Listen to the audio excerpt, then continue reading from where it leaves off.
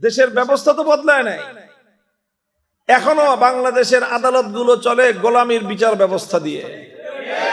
Parliament থেকে নিয়ে শুরু করে সচিবালয় পর্যন্ত গোটা প্রশাসন চলে গোলামির শাসন ব্যবস্থা দিয়ে। অর্থ ব্যবস্থা গোটাটাই চলে পুঁজিবাদী গোলামির অর্থ ব্যবস্থা দিয়ে। স্কুল থেকে নিয়ে ভার্সিটি পর্যন্ত জাতীয় শিক্ষা ব্যবস্থা পুরাটাই গোলামির শিক্ষা ব্যবস্থা। তো যেই জাতির হাত পাও মাথা চোখ কান সবই গোলামির, সেই জাতি স্বাধীনতার গান গাইতে পারে, বিজয় দিবস উদযাপন করতে পারে, কিন্তু প্রকৃত স্বাধীনতার সুফল ভোগ করতে পারে না। আজ আমাদের হয়েছে ওই অবস্থা। টাকা আছে যার, জামিন আছে তার, টাকা আছে যার, মামলা আছে তার, টাকা আছে যার, উকিল ব্যারিস্টার আছে তার, টাকা আছে যার, রায় আছে তার। তোমার টাকাও নাই, জামিনও নাই, টাকাও নাই, মামলাও নাই, টাকাও নাই, জজ ব্যারিস্টার উকিলও তোমার পক্ষে নাই, তোমার পক্ষে। আর এই বিচার ব্যবস্থা থেকে ন্যায় বিচার পাওয়া সম্ভব না। মানুষ তার গর্দানের উপর থেকে মানুষের বানানো গোলামির সমস্ত জিঞ্জির ছিন্ন যেদিন করতে পারবে, এক আল্লাহর গোলামি যেদিন মানুষ স্বাধীনভাবে করতে পারবে, সেদিনই মানুষ প্রকৃত স্বাধীন হয়। সাহাবায়ে কেরাম উম্মতের কাছে যেমন ভাবে ইবাদতের দাওয়াত নিয়ে গিয়েছিলেন, ঠিক তেমনি ভাবে জুলুমের অবসানের পয়গাম নিয়ে তারা গিয়েছিলেন। সাহাবায়ে কেরাম যেমনি ভাবে দুনিয়ার বিভিন্ন দেশে দেশে প্রান্তে প্রান্তে ঈমানের দাওয়াত নিয়ে গিয়েছিলেন, ঠিক তেমনি ভাবে সমস্ত তন্ত্রমন্ত্রের কবর রচনা করতে সাহাবায়ে কেরাম গিয়েছিলেন। আমরা যে বাংলাদেশটাকে স্বাধীন করলাম, স্বাধীনতা পেলাম, এই স্বাধীনতাটা কিন্তু সহজে আসে নাই। বরং তিনটা শক্তির বিরুদ্ধে আমাদেরকে লড়াই করে 214 বছরের সংগ্রামের পর আমরা আমাদের জাতীয় জীবনে এই স্বাধীনতা আমরা পেয়েছি। 1757 সাল থেকে 1947 সাল, 190 বছরের ব্রিটিশ বিরোধী সংগ্রাম। তারপরে মধ্যখান দিয়ে প্রায় 19 শতকের গোড়ার থেকে 1947 সাল পর্যন্ত 50 বছর, অর্ধ শতাব্দীকালের ভারতীয় আধিপত্যবাদ, কলকাতার দাদাগিরি, দিল্লির গোলামির ব্যবস্থাপনার বিরুদ্ধে এক সংগ্রাম। এই শক্তির বিরুদ্ধে একটা হলো ব্রিটিশ আধিপত্যবাদী শক্তি, আর একটা হলো হিন্দুত্ববাদী আধিপত্যবাদী শক্তি। এই দুই শক্তির বিরুদ্ধে লড়াই করে একসাথে আমরা বিজয় লাভ করেছি 1947 সালে। 1947 সালে আমরা শুধুমাত্র ব্রিটিশকে বিতাড়িত করেছি তাই না, বরং আমরা কলকাতার আধিপত্য খর্ব করেছি। দিল্লির দাসত্বের শৃঙ্খল থেকে মুক্ত হয়ে আমরা আমাদের এই পূর্ব বাংলাটাকে মুসলিম জনপদ হিসেবে আলাদা একটা স্বাধীন ভূখণ্ডে আমরা পরিণত করার চেষ্টার অংশ হিসেবে পশ্চিম পাকিস্তানিদের সাথে ঐক্যবদ্ধ হয়ে একটি স্বাধীন রাষ্ট্র পাকিস্তান নামে গঠন করা হয়েছিল। পশ্চিম পাকিস্তানি খান পাঠানরা মোহাম্মদ আলী জিন্নার নেতৃত্বে বাংলাদেশের সাথে প্রতিশ্রুতি দিয়েছিল, ওয়াদা করেছিল যে তারা বিজয়ী হতে পারলে, স্বাধীনতা লাভ করতে পারলে তারা কোরআনী শাসন ব্যবস্থা কায়েম করবে। তারা ইসলামী নিজাম তথা ইসলামী শাসনতন্ত্র উপহার দিবে জাতিকে। আর ইসলামী শাসন যদি কায়েম হয়, কোরআনী বিধান যদি বাস্তবায়ন হয় কোনো জমিনে, কোনো দেশে, কোনো জাতির মধ্যে, সেখানে কোনোদিন জুলুম এবং বৈষম্য থাকতে পারে না। আল্লাহ পাক রব্বুল আলামিন যেই বিধান দিয়েছেন, কোরআনের বিধান, চাই সেটা বিচার ব্যবস্থায় হোক, অর্থ ব্যবস্থায় হোক, শাসন ব্যবস্থায় হোক, এর চেয়ে উত্তম এবং সাম্যপূর্ণ, ইনসাফপূর্ণ বিধান পৃথিবীতে আর দ্বিতীয়টা নেই। কিন্তু দুর্ভাগ্যজনকভাবে আমরা দিল্লিকে পরাজিত করলাম, কলকাতাকে ঝাঁটাপেটা করে বিদায় করলাম, আর ব্রিটিশ বেনিয়াদেরকে তো ঝাড়ু দিয়ে পিঠে খেদায়া দিলাম, সব কিছু করলাম, কিন্তু পশ্চিম পাকিস্তানি খান পাঠানরা কোরআনের শাসনের কথা বলে, ইসলামী নিজাম, ইসলামী শরীয়তের ব্যবস্থাপনার কথা বলে 24টা বছর পর্যন্ত আমাদের সঙ্গে গাদ্দারি, বিশ্বাসঘাতকতার প্রতারণা করলো। কথা ছিল আমাদেরকে সাম্য এবং ইনসাফের ব্যবস্থা তারা উপহার দিবে, ইসলামী শাসনতন্ত্র অনুযায়ী দেশ পরিচালনা করবে। 24 বছর পর্যন্ত তারা সেটা করলো না। 1947 সালের স্বাধীনতার পরপর এদেশের আলেম সমাজ ঐক্যবদ্ধ হয়ে, গোটা আলেম সমাজ ঐক্যবদ্ধ হয়ে, সকল চিন্তার, সকল ভাবনার আলেমরা ঐক্যবদ্ধ হয়ে একটা ইসলামী শাসনতন্ত্রের রূপরেখা তৈরি করে সরকারের কাছে দিল। সরকার তখন বলল, এটা তো মাত্র শিশু রাষ্ট্র, আরো কিছুদিন যাক, শিশু রাষ্ট্র এক্ষুনি এটা ইসলামী শাসনের মতো এই কঠিন ব্যবস্থা এই শিশু রাষ্ট্রে চলবে না, এই রাষ্ট্রটা একটু বড় হোক, তারপরে আস্তে আস্তে আমরা কোরআনী শাসন কায়েম করব। দিন যায়, মাস গড়ায়, বছর পেরিয়ে যুগ পার হয়, কিন্তু এই শিশু আর বড় হয় না। 12 বছর গেল, 15 বছর গেল, এটা বালেগ হয় না। 18 বছরেও সাবালক হয় না। 24 বছর হয়ে গেছে, জিজ্ঞাসা করা হলো, তোর শিশু বড় হয়েছে? কয় না, এটা এখনো বড় হয় নাই। শাইখুল হাদিস রাহমাতুল্লাহ আলাইহি বলতেন, যেই পোলা 24 বছরেও সাবালক হয় না, ও আর 90 বছরেও সাবালক হবে না, ওটা প্রতিবন্ধী থাকবে। তো 24 বছর আমরা দেখলাম এই বুইরা ছাগল এটা আর খাটাস হয়ে গেল, কিন্তু সাবালক হলো না। শেষ পর্যন্ত 1971-এর মুক্তিযুদ্ধের মধ্য দিয়ে এই সকল ধোঁকাবাজ, প্রতারক, শাসনের নামে শোষণকারী, বাংলাদেশের 7 কোটি মানুষের অধিকার হরণকারী, চরম বৈষম্য প্রদর্শনকারী পশ্চিম পাকিস্তানি খান পাঠানদেরকে ঝাঁটাপেটা করে বিদায় করা হলো। 1971-এর 16 ডিসেম্বর হলো আমাদের বিজয় দিবস। এই হলো তৃতীয় আধিপত্যবাদী শক্তি। প্রথমে হলো ব্রিটিশ, তারপরে হলো কলকাতার দিল্লি, তারপরে হলো ইসলামাবাদ আর পিন্ডি। এই 3 শক্তিকে পরাস্ত করে বাংলাদেশ স্বাধীন হলো। বাংলাদেশের মানুষ মনে করলো যে প্রথম ব্রিটিশরা বৈষম্য করেছে, তারপরে কলকাতার হিন্দুত্ববাদীরা আমাদের উপর শোষণ করেছে, তারপরে পিন্ডির পাঠানরা আমাদের উপর জুলুম করলো। এবার 71-এর পরে এখন তো আমাদের দেশের মানুষ, আমাদের ভাই ব্রাদাররা শাসক হবে, কাজেই এখন আর বৈষম্য হবে না, এখন আর জুলুম নির্যাতন হবে না। কিন্তু 2-4 বছর যাইতে না যাইতেই দেখা গেল যে ব্রিটিশরা 190 বছরে যা করছে, কলকাতার এই হিন্দুত্ববাদীরা 50 বছরে যা করেছে, পশ্চিম পাকিস্তানের খান পাঠানরা 24 বছরে যা করছে, আমাদের বাংলাদেশি স্বজাতি ভাইয়েরা 4 বছরে সেটা সব পোষায় দিচ্ছে। এমন জুলুম করলো, 74-এ এমন দুর্ভিক্ষ হলো, আর এই খাওয়ার দল, চাটার দল এরকম খাইলো আর এরকম চাটলো যে সৃষ্টির শ্রেষ্ঠ জীব আশরাফুল মাখলুকাত বনি আদম, এরা বিভিন্ন ডাস্টবিনের মধ্যে কুকুরের সাথে কারাকারি করে খাবার খাইতে হয়েছে। এইরকম অবস্থা হলো। এরপরে চলতে চলতে আজ 2025 সাল পর্যন্ত 55 বছর কাটলো। আসলে মূলত স্বাধীনতা পেয়েছি আমরা, ঠিক, আমরা স্বাধীনতা পেয়েছি একটা পতাকার আর একটা মানচিত্রে। মানচিত্র স্বাধীন হয়েছে, পতাকা স্বাধীন হয়েছে, এই দেশ এবং জাতি আজও স্বাধীন হয় নাই। দেশ স্বাধীন হবে কোত্থেকে? দেশের ব্যবস্থা তো বদলায় নাই। এখনো বাংলাদেশের আদালতগুলো চলে গোলামির বিচার ব্যবস্থা দিয়ে।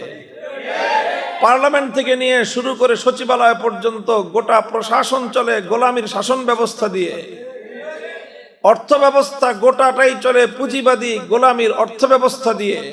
স্কুল থেকে নিয়ে ভার্সিটি পর্যন্ত জাতীয় শিক্ষা ব্যবস্থা পুরাটাই গোলামির শিক্ষা ব্যবস্থা।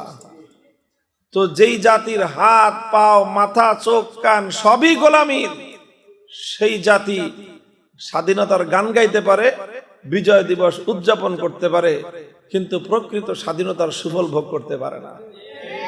আজ আমাদের হয়েছে ওই অবস্থা। প্রত্যেকটা ক্ষেত্রেই আমরা গোলামির শৃঙ্খলে আবদ্ধ। একটা বিচার ব্যবস্থা আছে, এই বিচার ব্যবস্থা নিয়ে যতই আলোচনা করেন, এর সর্বশেষ কথা হলো এই টাকা আছে যার, বিচার আছে তার। টাকা আছে যার, জামিন আছে তার। টাকা আছে যার, মামলা আছে তার। টাকা আছে যার, উকিল ব্যারিস্টার আছে তার। টাকা আছে যার, রায় আছে তার। তোমার টাকাও নাই, জামিনও নাই, টাকাও নাই, মামলাও নাই, টাকাও নাই, জজ ব্যারিস্টার উকিলও তোমার পক্ষে নাই, তোমার পক্ষে। আর এই বিচার ব্যবস্থা থেকে ন্যায় বিচার পাওয়া সম্ভব না। এটা তো ইনসাফের বিচার ব্যবস্থার কথা বললাম, শাসন ব্যবস্থার কথা কি বলবো? প্রত্যেকটা জায়গায় এই অবস্থায়, যে শুধু পতাকা আর মানচিত্রের স্বাধীনতার জন্য পৃথিবীতে ইসলাম আসে নাই। ইসলাম এসেছে প্রকৃত মানবতার স্বাধীনতার জন্য, মানুষের স্বাধীনতার জন্য। মানুষের স্বাধীনতা কাকে বলে? মানুষের স্বাধীনতার পয়গাম আল্লাহর রাসূলের পক্ষ থেকে সাহাবায়ে কেরাম পৃথিবীর বিভিন্ন দিকে দিকে প্রান্তে প্রান্তে মানব স্বাধীনতার এই পয়গাম নিয়ে তারা ছড়িয়ে পড়েছিলেন। রোম সাম্রাজ্যে যখন গেলেন সাহাবায়ে কেরাম, রোমান সেনাপতি রুস্তমের কাছে রুস্তম প্রশ্ন করেছিল সাহাবীদেরকে, কেন আসছো তোমরা এই দেশে? কে পাঠাইছে তোমাদেরকে? আল্লাহর নবীর সাহাবী রিবিঈ ইবনে আমির রাদিয়াল্লাহু তাআলা আনহু তিনটা কথা বলেছিলেন। মূলত ওই তিন কথার মধ্যেই মানবতার মুক্তির জয়গান আছে। ওই তিন কথার মধ্যেই স্বাধীনতার প্রকৃত মর্মার্থ নিহিত আছে। ওই তিন কথার মধ্যেই দুনিয়ার তাবৎ মানব গোষ্ঠীর জন্য স্বাধীনতার পয়গাম আছে। তিনি বলেছিলেন, আল্লাহু ইবতাআসানা লিনুখরিজা মান শাআ মিন ইবাদাতিল ইবাদ ইলা ইবাদাতিল্লাহ ওয়া মিন দাইকিদ দুনিয়া ইলা সাআতিহা ওয়া মিন জাওরিল আদিয়ান ইলা আদলিল ইসলাম। আল্লাহ আমাদেরকে পাঠাইছেন তিন দফা দিয়ে। প্রথম দফা হলো লিনুখরিজা মান শাআ মিন ইবাদাতিল ইবাদ ইলা ইবাদাতিল্লাহ। মানুষ কোন ভিন্ন মানুষের গোলামি করবে না, মানুষ একমাত্র গোলামি করবে আল্লাহর।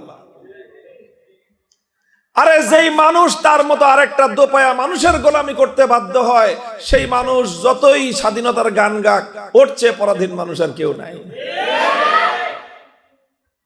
আরে ভাই, আমি আর তুমি দোপায়া মানুষ, আমাদের উপর প্রভুত্ব করে ওইটাও আরেকটা দোপায়া মানুষ, তাহলে আমি কেমনে স্বাধীন হইলাম?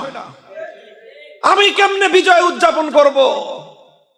এগুলো স্বাধীনতার বিজয়ের নামে ধোঁকাবাজি প্রতারণা ছাড়া আর কিছুই না। প্রকৃত স্বাধীনতার অর্থ হলো এই, মানুষ তার গর্দানের উপর থেকে মানুষের বানানো গোলামীর সমস্ত জিঞ্জির ছিন্ন যেদিন করতে পারবে, এক আল্লাহর গোলামি যেদিন মানুষ স্বাধীনভাবে করতে পারবে, সেদিনই মানুষ প্রকৃত স্বাধীন হয়। সাহাবায়ে কেরাম এই পয়গাম নিয়ে গিয়েছিলেন, কারো গোলামি আমাদের করতে হবে না।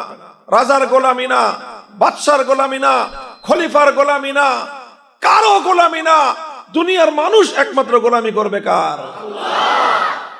মান শাআ লিনুখরিজা মান শাআ মিন ইবাদাতিল ইবাদ ইলা ইবাদাতিল্লাহি তাআলা ওয়া মিন যায়কিদ দুনিয়া ইলা সাআতিহা। দুনিয়াকে আল্লাহ প্রশস্ত করে সৃষ্টি করেছেন। মানুষের বানানো সকল শোষণের হাতিয়ার, অন্যায় অবিচারের জুলুম, মানুষের বানানো সমস্ত বৈষম্যের আইন, এগুলোই আল্লাহর প্রশস্ত দুনিয়াটাকে মানুষের জন্য সংকীর্ণ করে ফেলে। যতক্ষণ পর্যন্ত আল্লাহর জমিন থেকে মানুষের বানানো শোষণের আইন উৎখাত না করা যাবে, ততক্ষণ পর্যন্ত এই প্রশস্ত পৃথিবীটা মানুষের জন্য প্রশস্ত থাকবে না। এই পৃথিবী সাধারণ মানুষের জন্য সংকীর্ণ করে ফেলা হয়। যায়কিদ দুনিয়া ইলা সাআতিহা। 3 নম্বর, ওয়া মিন জাওরিল আদিয়ান ইলা আদলিল ইসলাম।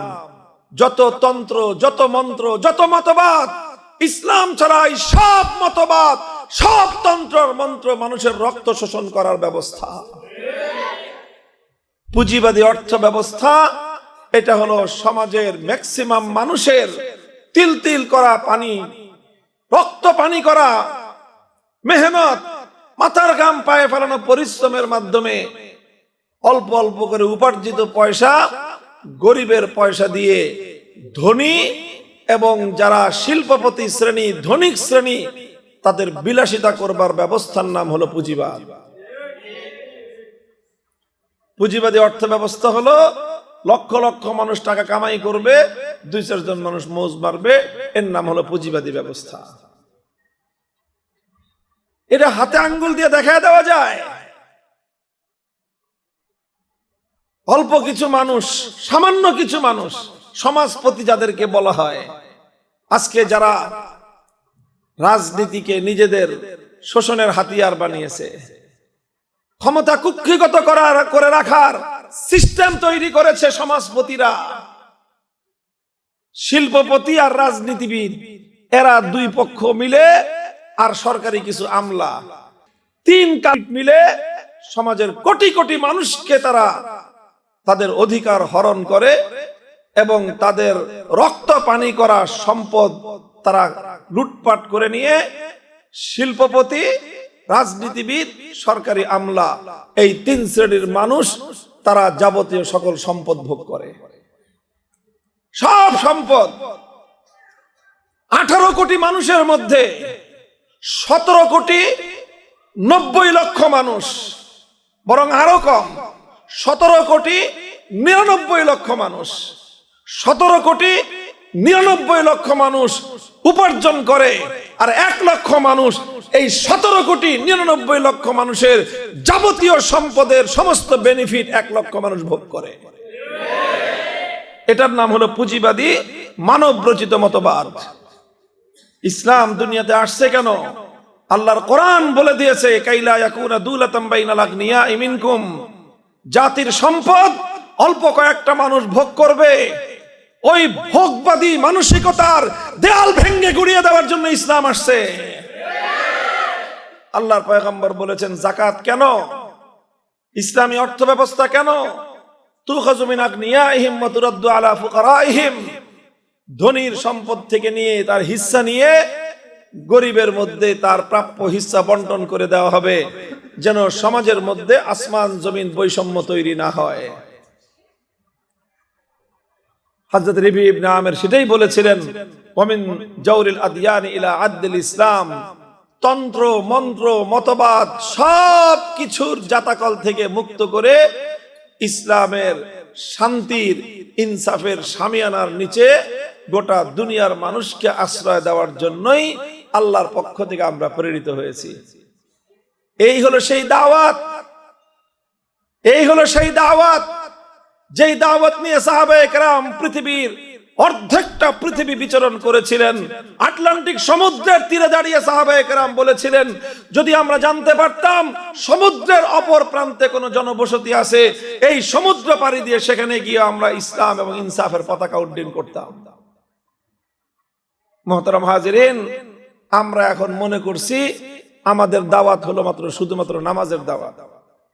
আমরা মনে করছি আমাদের দাওয়াত হলো শুধুমাত্র পর্দাপোশিদার দাওয়াত। হ্যাঁ, নামাজ আমাদের দাওয়াত, পর্দা আমাদের দাওয়াত, হজ রোজা যাকাত আমাদের দাওয়াত। তবে সাহাবায়ে কেরাম শুধু ইবাদতের দাওয়াতের মধ্যেই তারা তাদের দাওয়াতি প্রোগ্রামকে সীমাবদ্ধ করেন নাই। সাহাবায়ে কেরাম উম্মতের কাছে যেমন ভাবে ইবাদতের দাওয়াত নিয়ে গিয়েছিলেন, ঠিক তেমনি ভাবে জুলুমের অবসানের পয়গাম নিয়ে তারা গিয়েছিলেন।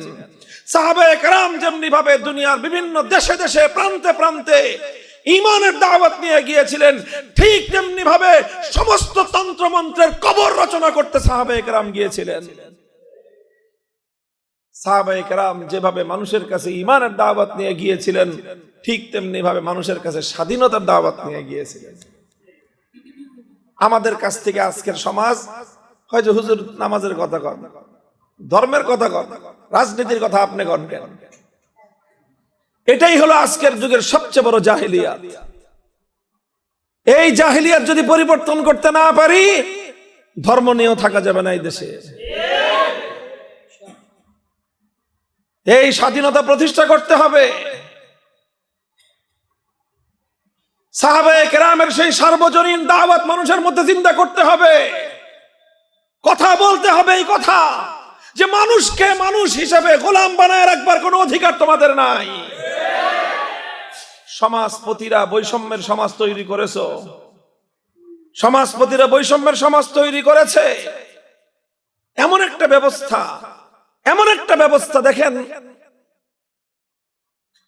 এই যে যা চিত্র আমাদের, আরে ভাই কোন যুগে কম আর একটু বেশি, 19 আর 20, বিগত আমলে চুরি বাটপারি আর লুটপাট একটু বেশি হয়েছে, এর আগে পরে 19 আর 20 হয়েছে, 15-20 হয় নাই, 15-20 হয় নাই, 19 আর 20 বা 18-20 হয়েছে। লাগাতার 15 বছর চান্স পাইছে, খাবলা খেয়ে গেছে, আর বাকিরা খাইতে খাইতে ক্ষমতা যায় গিয়া, এই জন্য খাইতে পারে না ওই পরিমাণ। কিন্তু ব্যবস্থাটা কি, সিস্টেমটা কি?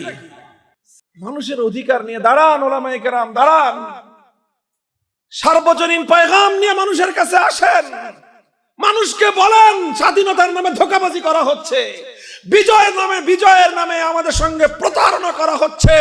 বিজয়ের গান আমরা সেদিনই গাইতে পারবো মানব রচিত সকল জুলুমের তন্ত্রকে যেদিন উৎখাত করতে পারবো। শুধু পতাকার স্বাধীনতা, মানচিত্রের স্বাধীনতা নয়, আমরা স্বাধীন জাতি উপহার দিতে চাই। ইনশাআল্লাহ সেই শপথ নিয়ে আমরা মাঠে নেমেছি, ইনশাআল্লাহ সেই শপথ নিয়ে বাংলার দামাল সন্তানরা আজ কিছুটা বুঝতে শুরু করেছে। এই বুঝতে বুঝতে যদি উল্লেখযোগ্য সংখ্যক যুব সমাজ যদি তৈরি হয়ে যায়, দেশ পরিবর্তন হয়ে যাবে ইনশাআল্লাহ। আল্লাহ আমাদের সকলকে কবুল করেন, তৌফিক দান করেন। ওয়া আখিরু দাওয়ানা আলহামদুলিল্লাহি রাব্বিল আলামিন। সত্যনের মশালবাহী প্রিয় মনীষীদের পাপড়ি টিভি।